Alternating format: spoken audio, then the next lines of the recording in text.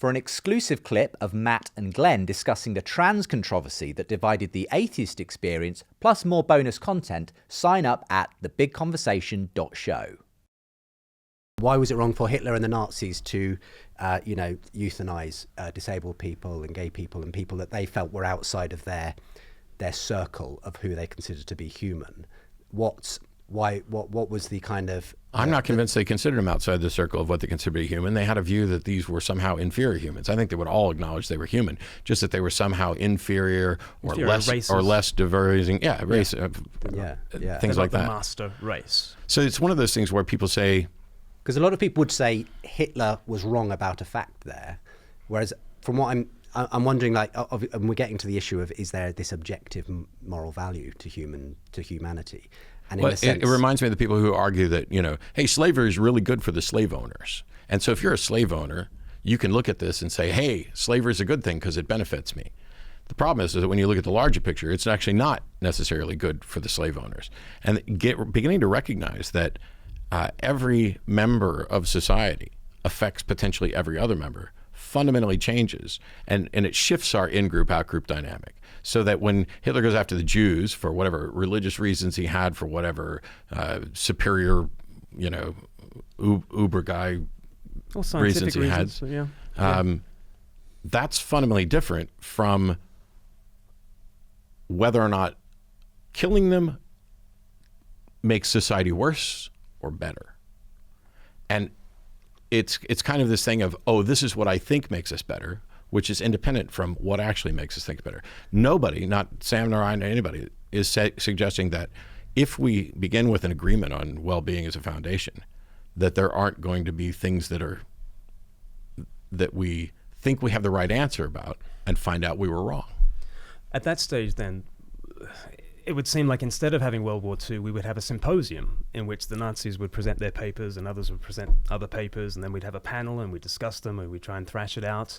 At what stage do you say that their vision for updating, for evolving, for having a master race, at what stage do you say that is morally unjustified and therefore there is a just war that can be fought against them?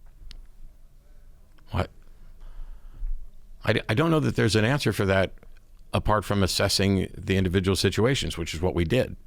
Mm-hmm. But we didn't have to rely on a God for it.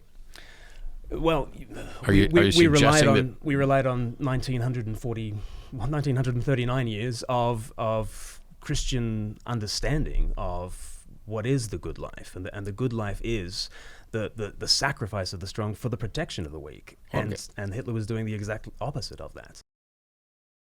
If the person in power, say the Hitler, simply has a very different conception of what the best is for his life compared to your life, then do you have any moral, if you like, force to say you're doing something wrong? Isn't he just going with his preferences as opposed to your preferences? Yes. So what is it that's up here that says those preferences are better and those preferences are worse? What is that? This is the objection that's often launched. So I could sit down with Hitler. I wouldn't, because he's dead. But I could sit down with Hitler, and if we could find the thing that we agree about, that we care about, we can then demonstrate which one of our preferences are in conflict with that. Because what we do as human beings is often delude ourselves.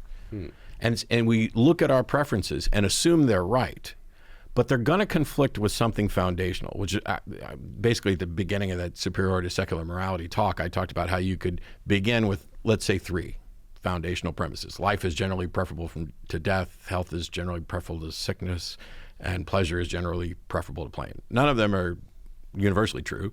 Sometimes pain is preferable. Sometimes death may be preferable, which is why I support death with dignity for people who no longer have any hope of a quality of life and with their individual autonomy and control over their own life. But you can begin with those and you can build something. But you can start with anything. You could start with death is better than life, and what you get to is extinction.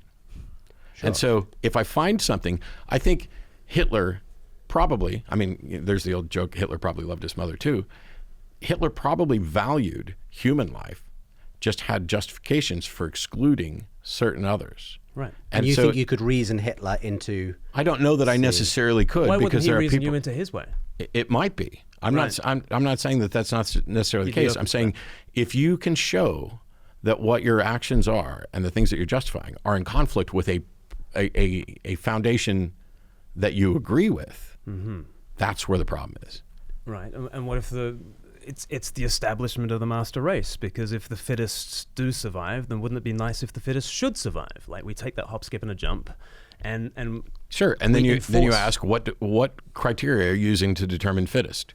And again, we're having a symposium when we should be fighting a war, and this is. No, we should always be having a symposium so we don't have to fight wars. Why would anybody ever say we should be fighting a war?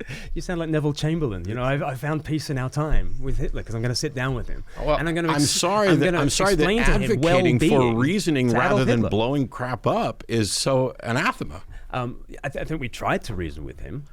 I'm not saying, here's where the confusion is. I'm not saying after the war started, send Matt in and he can sit down with Hitler and solve it. He's very clever. We're using a precise example to talk about a more abstract one, which is essentially, let's say you and I disagree on, you want to take some action. You want to exterminate some portion of the population. The process that I'm advocating for is for us to figure out what shared foundation we have, if any, which we'll find something shared, and show which one of us is more in conflict with and which one of us is more in keeping with that foundation. Is it always going to be the case? No. But you asked how you would actually solve that, and I would. And if it didn't work, I'd kill him. and if well-being, just very vaguely just defined, if well-being is the metric that we're using, and if Hitler could say, oh, we are so much better off without the disabled. You have no idea. You know, we're soaring our industry. Our numbers are through the roof. Our well-being is doing incredibly well once we eliminate the sick, the weak, the handicapped. Is he right at that point? Well, that's when you go through and you talk about what data are you looking at to define well-being, because what data? Yeah. You're having that conversation about the data because he's just told you I've eliminated the handicapped. It's not like I'm talking. No. Okay, because it is happening right now. Okay, there is a Down syndrome population, for instance, that's being eliminated globally right now, and we're having a conversation about it. Okay, and I think it's better to have a conversation than to blow people up and all that sort of stuff. But it's a very live issue. I mean, it's not just the Godwin's rule. I'm just going with the example that you say Hitler comes to me and says, you wouldn't believe how much better our society is off now that we're eliminating these people. Then you have to go back and look at it and say, okay, what have you lost?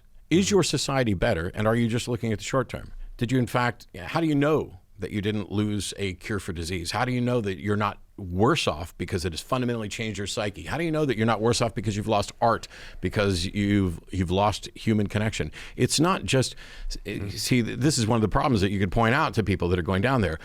Well-being is not just what's my financial well-being. Those people's lives worth something even if they didn't produce a cure for cancer or great works of art? Even if they just, sat around and consumed all the resources that all the able-bodied people were doing. If somebody sat around and did nothing but consume, I don't know how you could consider that as adding value. You have to point to something where they're adding value to society. So they have to add value. But they don't have value. Yeah. So this is what I'm saying when I say that there's no intrinsic value to it, but that I value human life, and that everybody, almost everybody. Who's I? You, Matt Dillahunty. I'm speaking specifically for me, but also if I think someone else doesn't. You try to reason them out of it, but what do you? Okay, see, you sit there and you okay, let's try it. I don't value human life. Change my mind. Look at the Nazis. Look at that vision of humanity. I don't care. I don't value human life. Change my mind. You have yourself a humanity that has dignity. You might not believe it right now. I don't. Change my mind. I'm trying to change your mind by saying without achievements, without attributes, without contributing a penny of money, without expending a calorie of effort. I worry, by the way, that this is going to get cut as if this is really me saying this when it's not. And I'm counseling you or something. Yeah, I'm your therapist. I don't even understand why this point is remotely contentious. What's your point here, though? That if you simply choose not to believe humans have value, then nothing that he's going to say is going to change your mind. Right, telling me that there's a God or a Jesus, that's not going to necessarily change my mind any more than my line of reasoning. So what's your point then, Glenn? Because my point is that the changing of the mind is not the most important factor that's going on here. It's the immorality of eliminating a whole people group. That's probably a little bit more important. And I think than someone's openness to conversation. We're talking about someone who doesn't value human life, not what they've done, but what they think. Yes. Yeah. You have to figure out a way to change their mind. And the best way we've discovered over 2,000 years is to tell a story about the God who becomes the weak and despised and the marginalized and the single cell in Mary's womb. And I think we can do better than telling a story. But you think, but what evidence do you have? Well, give it a shot. There's no reason to think it's not worse. Except all the scientific studies that are cited. For an exclusive clip of Matt and Glenn discussing the trans controversy that divided the atheist experience, plus more bonus content, sign up at thebigconversation.show.